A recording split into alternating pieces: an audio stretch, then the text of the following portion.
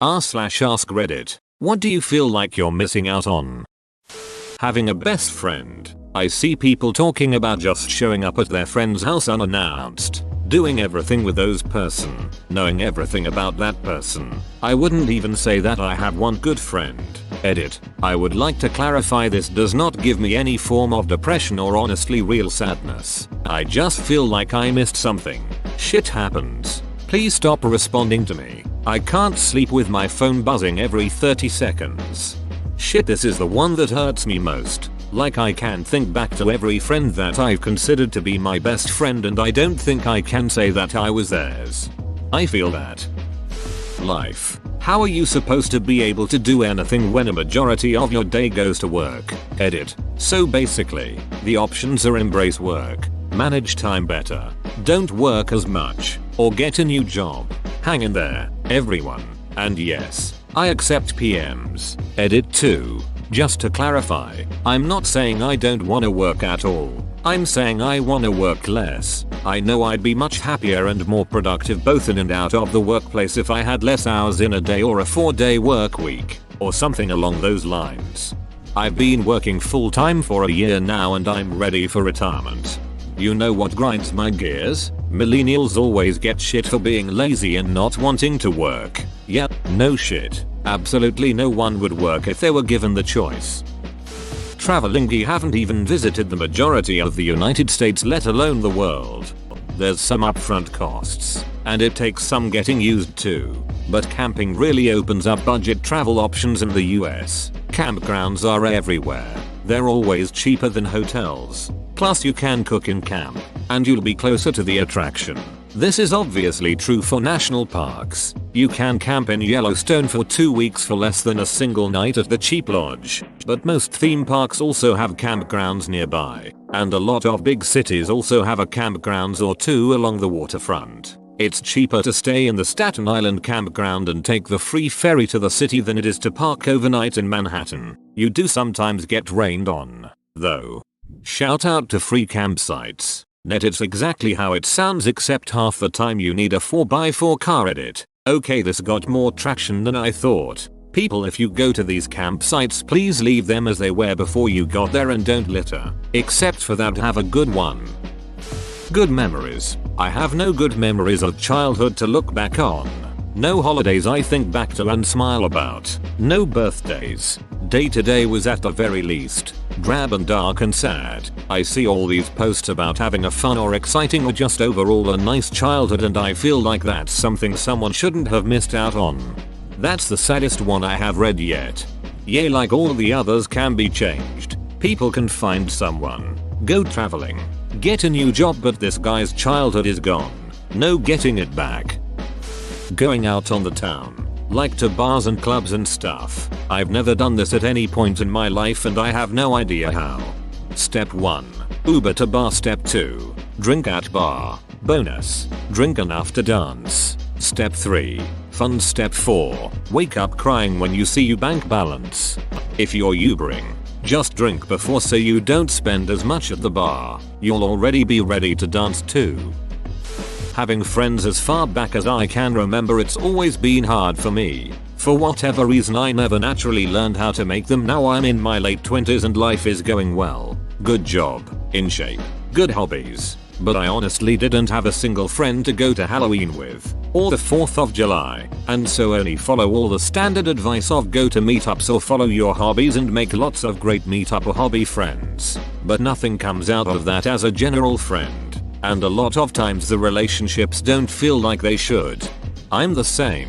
I have lots of acquaintances but don't know how to grow those into friends. Can't seem to move on from small talk to whatever the next step is to become friends. If it wasn't for family I wouldn't have anyone to go to holiday events with.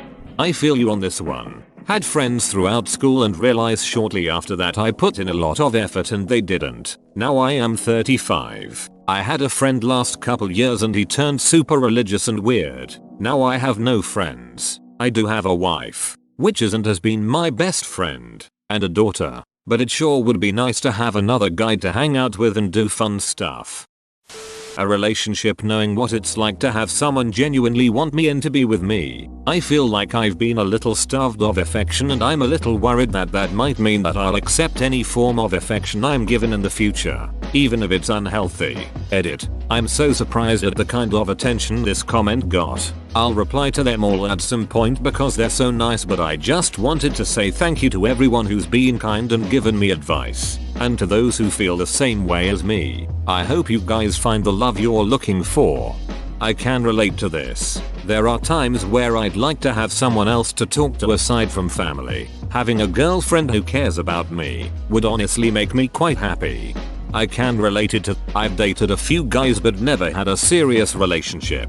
Never even dated someone longer than a few months. It's rough because I'd really like to have that experience. It'd be nice to have someone to fall asleep with, wake up next to and just randomly hang out and cuddle with. The kind of passionate love people write songs about. You know what sucks balls? Loving passionately someone who loves you in a lukewarm way. Having to leave them because you're unhappy with the only person you ever loved that way. So yeah, I've known that kind of love. But it hurts so bad when it goes sour. So bad. I am so sorry this is happening to you. No one deserves to be treated like you are being treated. However, it sounds like you have a strong support system. Family and friends who are willing to stand by you. While asking for help can suck, I would highly recommend asking them for help with childcare, place to stay, food, etc. and then leave him. Also look into resources in your area. Look into food banks, childcare programs, financial support for single mothers. You can do this. It will be scary and it will be hard, but whether or not you feel it, you are incredibly tough and incredibly strong. Already you've weathered many storms. And remember, you cannot grow when you have such a heavy weight around your neck. Your children will struggle to form ideas of healthy relationships when all they see is you working and your husband not supporting you. You all deserve more. I used to get really bad intrusive thoughts of how everyone else is off having fun while I'm here depressed and alone. I've gotten better about it over the past 2 years, but still have my bad days. Minor edit for phrase corrections. And since people are asking, yes, my username is serious. Take me up on it if you need. I used to deal with the same thing. Just remember that what you see on Instagram and Facebook is only a snapshot of a moment. I can't tell you how many times I've been in a picture that I would envy on the outside. And I think about it like, that's a fun picture, but that night wasn't fun at all. That's not the point. Good night, bad night, doesn't matter. They're out doing something and not stuck home jacking off to Riley Reid.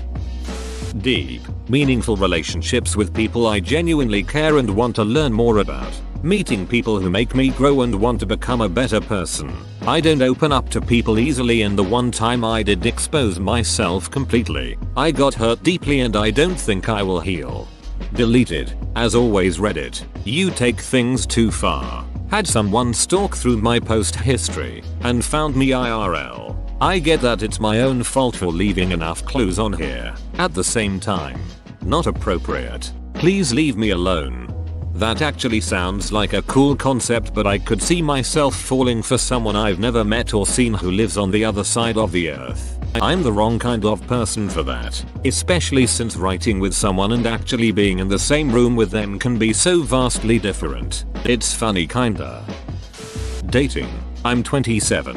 I've never had a serious relationship, mostly because I've just never tried to. I've always felt pretty content being single. The idea of having another person that closely involved seems scary and uncomfortable and alien to me, but other people seem to enjoy it so much. It fulfills them and makes their lives better. The human experience just seems so defined by the idea of love and companionship sometimes, and it's just something I don't really get.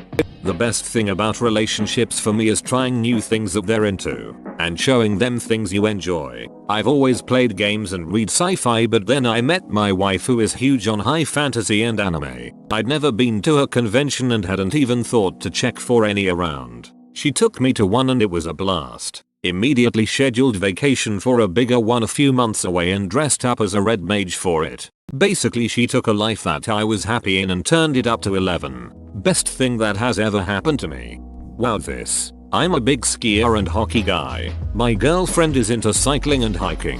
I used to be like WTF. Why would someone want to walk for fun? And now every weekend I'm like, let's go explore. I bought a road bike so I could keep up with her. And a camera to take photos, videos on our hikes and travels. I still do me stuff. But I also do her stuff. Stuff I would have never tried or known how to get into. I think the trick is expanding yourself, rather than changing who you are. I went into this post expecting things like RDR2, yoga, watching movies or being healthy or something. For some reason, ended up questioning my entire life. Edit. Holy shit, this blew up overnight. Thanks for the gold, stranger, I guess. And stay strong, everyone. This thread is depressing AF. My teenage years. I always stay inside and rarely do anything exciting. I've never gone to a party, had a girlfriend, or rarely go out. Same. I'm not sure, but it seems like I am hearing about parties amongst my peers, or at least fun stuff. They do stuff. I do not. Parties get really old really fast. The first one, maybe the first two, were fun. The stupid shit that people do at parties gets annoying very quickly. It just depends on your personality. Some people are social animals and thrive in those situations. Some people would rather hang out at home with a few of their close friends. There is nothing wrong with either of those options. Most things. Half the time I'm living under a rock because I do what I enjoy and not much else. This means, when not at work or visiting family who invite me to places occasionally, I sit at home cooking my own food, teaching myself to play the piano, messing around with Adobe stuff, and playing a shit ton of video games. It's a good life. I'm happy and all. I learn new things most days. I enjoy doing what I do, and I'm not in any sort of financial trouble. But I don't see a lot of new things or have new experiences unless they're related to food or gaming. And it also means there's a stupidly low chance of me getting a girlfriend anytime soon unless I make some major lifestyle changes. I can count all my problems on one hand, but can also count all the things I do on the other one. Hi to a fellow under the rock liver. I enjoy spending time alone so much. I also decided to not use social media a while back. So basically I'll live on the dark side on the moon.